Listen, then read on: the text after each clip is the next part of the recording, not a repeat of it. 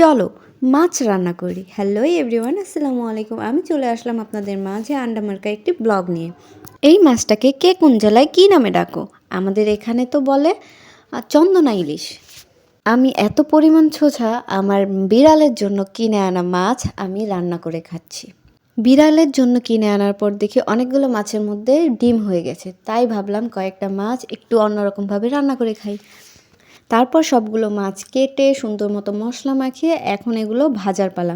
প্রথমে আমি একটা প্যানে তেল দিয়ে দিলাম, এখন গরম তেলে মাছগুলো ভাজার পালা। প্রথম মাছটা তো খুব সুন্দর করে দিই, কিন্তু পরের মাছটা দেওয়ার সময় তেল এরকমভাবে ছিটে আসে, তাই মাছ ছুঁড়ে আমি দূরে চলে যাই। যাই হোক, আমার তো মনে হয় এখনও অনেকেই আছো যে গরম তেলের মধ্যে মাছ ছুঁড়ে ছুঁড়ে দিয়ে দূরে চলে যাও। তারপর আমি মাছগুলোকে সুন্দর মতো ভেজে এক এক করে উল্টে পাল্টে তারপরে উঠিয়ে নিই। এই মাছগুলো মজা, কিন্তু অনেক কাটা। যারা কাটা বেছে মাছ খেতে পারো না তাদের জন্য এই মাছ না। অনেকে এগুলোকে গরিবের ইলিশ মাছ বলে। যাই হোক, মাছগুলোকে আমি সুন্দর মতো ভেজে উঠিয়ে নিই এবং তারপরে আমি কিছু আলু কেটে রেখেছিলাম, সেগুলোকে এখন ভেজে নিব। বরিশালে এরকম চাকচাক করে আলু কেটে তারপরে তরকারি রান্না করে। আমিও আজকে বরিশালের রান্না ট্রাই করলাম। তারপর একটা পাতিলার মধ্যে পেঁয়াজ, মরিচ, তেল দিয়ে এখন তরকারি বসানোর পালা।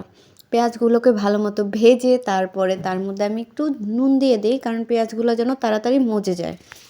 পেঁয়াজগুলো ভালো মতো ভাজা হয়ে গেলে এখন আমি এর মধ্যে একটু পানি দিয়ে দিই, তারপরে এক এক করে সকল মশলাগুলো দিয়ে সুন্দর মতো কষানোর জন্য রেখে দিই 5 মিনিট।